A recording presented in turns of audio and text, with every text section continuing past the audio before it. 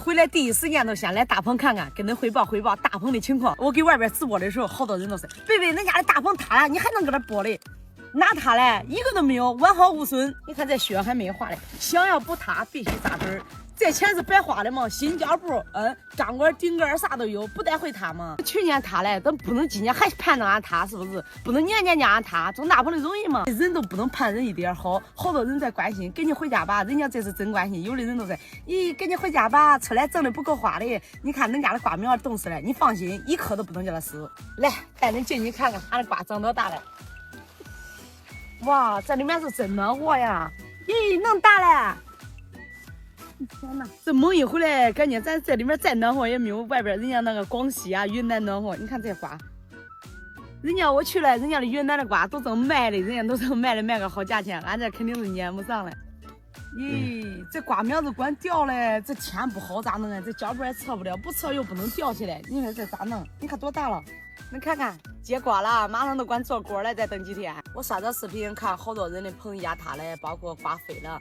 俺的这个棚跟恁看的那种压塌的棚是不一样的，俺这个棚当时造价都比他们那贵一大半。当时建的时候，你看那棚还高，不要看这个一圈，上面还有一圈的，还高还大，所以说用的钢管也贵。不过现在想想还是的，一分价钱一分货，4分价钱买好货。大家看见没有？俺的从那头到这头全部这种顶杆，它一般雪不大的情况下，它是不会压塌的。去年压塌那么多大棚，这一溜的这种好一点的大棚都没有压塌，那边的俺那种破大棚都压塌了。走，看了这是枣瓜，再去看看俺的弯瓜长得什么样子了。咋了？有土拉，那你咋弄的？那爸又不是大老板，要是大老板家你阶层的生活，种大棚的你脚不脏啥脏的？走。爸爸，你等下，你有买房的？还给你买房子的，那爸我现在还没住上嘞。走快！咦，你看他脚了，你这农村的小孩，带劲不带劲？啊？爸爸好啊！刘大爷，冷的你呢，站起来，快点！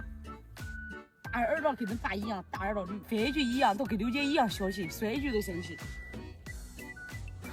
你看跟你一样不一样，刘姐？跟你一样，小气巴拉的。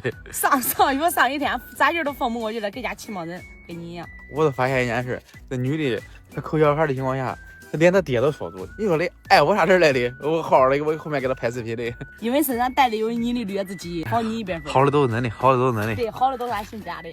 你看这弯瓜，你看，耶，弯瓜小的很，但是也包出来，没有冻死。当男人难不难？哄老大来，哄小的。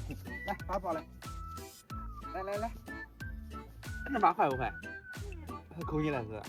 回家今天中午回家收拾了，不要吃饭中午了，好不好？好不好？你爸亲一个。以后给谁好？爸爸好。